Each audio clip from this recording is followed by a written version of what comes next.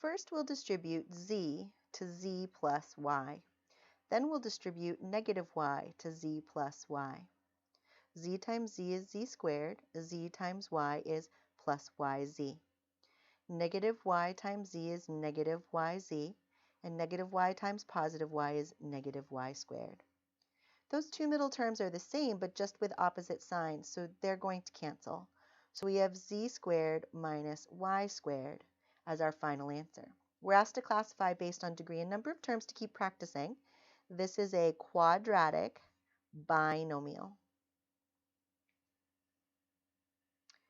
Let's start by distributing x to the fifth to x to the fifth plus 3, and then negative 3 to x to the fifth plus 3 as well. That's x to the 10th plus 3x to the fifth minus 3x to the fifth minus 9. Just like in the previous problem, those two middle terms are the same amount but opposite signs, so they make 0x to the fifth, or just nothing. They're gone. So we have x to the 10th minus 9, which is a 10th degree binomial.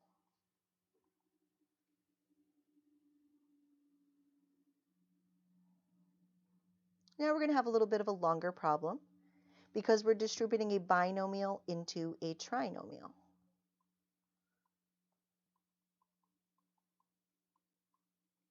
So doing each of those distributions, we get x cubed plus 3x squared plus x plus 3x squared plus 9x plus 3.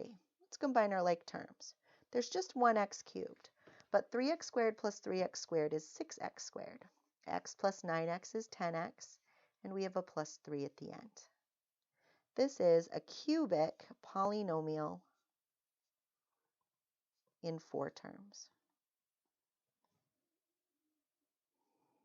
We need to distribute the 2x to the 3x cubed plus 4x minus 2, and then the positive 1 to the 3x cubed plus 4x minus 2. That gives us 6x to the 4th plus 8x squared minus 4x plus 3x cubed plus 4x minus 2. Looking for our like terms, there actually aren't that many. It's just those two. So my highest degree is 6x to the 4th. My next highest is positive 3x cubed, and that's followed by a positive 8x squared. The next would be my linear terms, but a negative 4x and a positive 4x makes 0x, so I don't need to write anything there. And then I have a minus 2. So this is a quartic polynomial in 4 terms.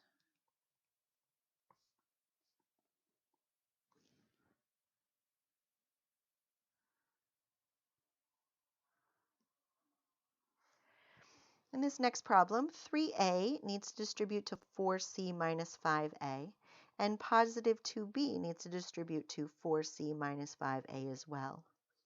That gives 12ac minus 15a squared plus 8bc minus 10ab. Now, each of these 4 terms has a degree of 2. So when it comes down to it, there's really nothing that takes a higher priority over anything else. Some people would choose to start with the negative 15a squared because it's a single variable to the highest power. And that would be fine. But frankly, since every single term has a degree of 2, it doesn't matter what order you write those 4 terms in. This would be a quadratic polynomial in 4 terms.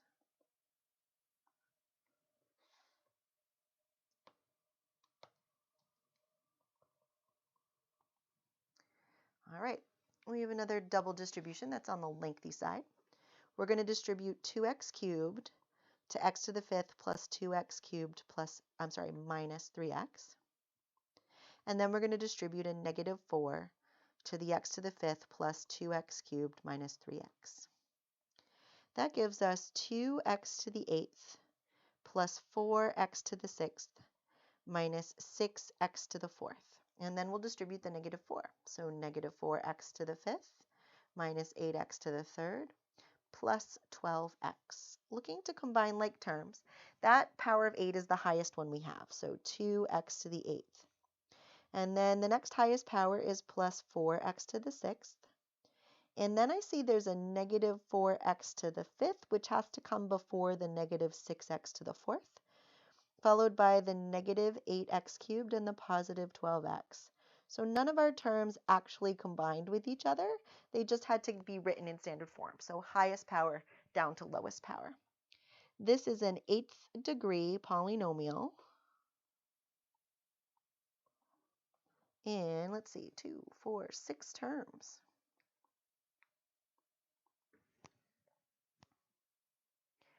Next, we have a little visual problem.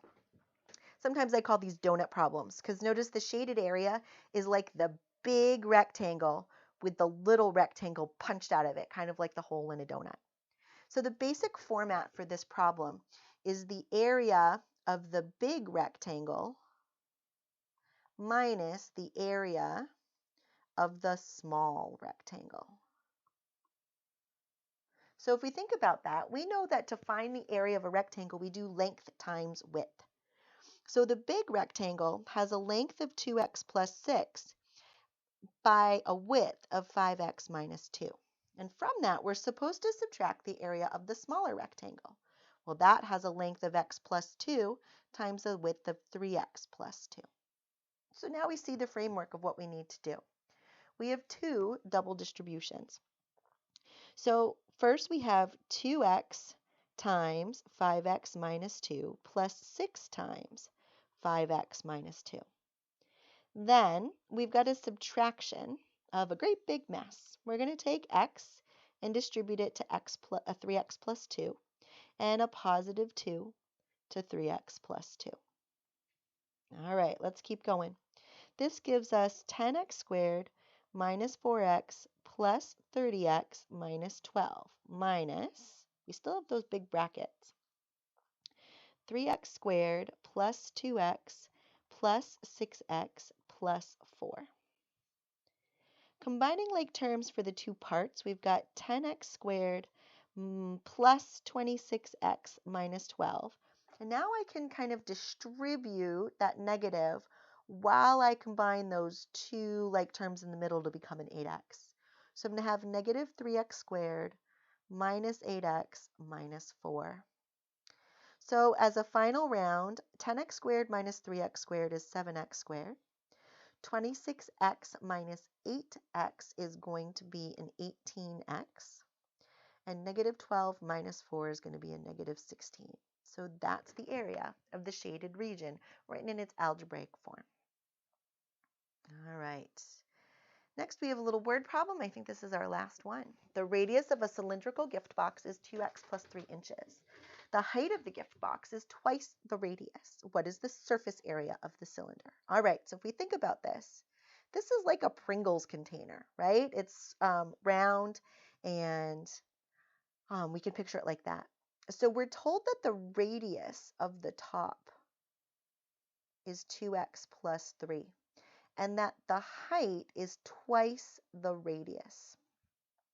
All right, the surface area is the circle on the top, the circle on the bottom, and then this part that would wrap around the outside. So I've got a circle from the top plus the circle from the bottom plus what's actually a big rectangle. Let's think about why. If I imagine cutting down this edge and rolling out that Pringles container, I would really just have a big rectangle. The height of that rectangle would be 2 times 2x plus 3. But let's think about what's this length? Well, the length comes from the cylinder wrapping around that circle on the top. So it's actually the circumference of a circle. And we know that the circumference of a circle has the formula 2 pi r or pi d, depending on how you learned it. Twice the radius times pi or the diameter times pi. So if the radius is 2x plus 3, then the circumference is 2 times pi times 2x plus 3. So those are the wacky dimensions of that rectangle. We also know the area formula for a circle, which is pi r squared. So each of these circles has an area of pi times 2x plus 3 squared. So if we wanted to simplify that, we really have twice that. So 2 times pi times 2x plus 3 squared, because I have 2 of those circles. So there's a lot of algebra that goes into writing this problem. Those 2 circles, I've got 2 pi times 2x plus 3 squared, or 2x plus 3 times 2x plus 3, plus the area of that rectangle. Well, if you distribute this 2, you get 4x plus 6. So this is 2 pi times 2x plus 3 times 4x plus 6. Well, there's a lot of multiplication to go through here. I'm going to leave those 2 pi's on the outside. I've got 2x times 2x plus 3 plus 3 times 2x plus 3 plus 2 pi times 2x times 4x plus 6 plus 3 times 4x plus 6. All right, that gives me 4x squared plus 6x plus 6x plus 9, or 2 pi times 4x squared plus 12x plus 9. Here I have 2 pi times 8x squared plus 12x plus 12x plus 18, or 2 pi times 8x squared plus 24x plus 18. All right, it's finally time to distribute those 2 pi's. That gives me 8 pi x squared plus 24 pi x plus 18 pi plus 16 pi x squared plus 48 pi x plus 36 pi. All right, last we've got to look for some like terms. Those are like terms, so we have 24 pi x squared. This and this are like terms, so we've got plus 60 pi x. No, that would get me to 52. Wait, 68, and then another 4 would be 72 pi. Sorry about that. 72 pi x. And then 18 and 36, that would be 46, 54 pi. That's quite the surface area. Don't worry, that's a little bit more algebra intensive than we'll ever ask you to do by yourself, like on an assessment.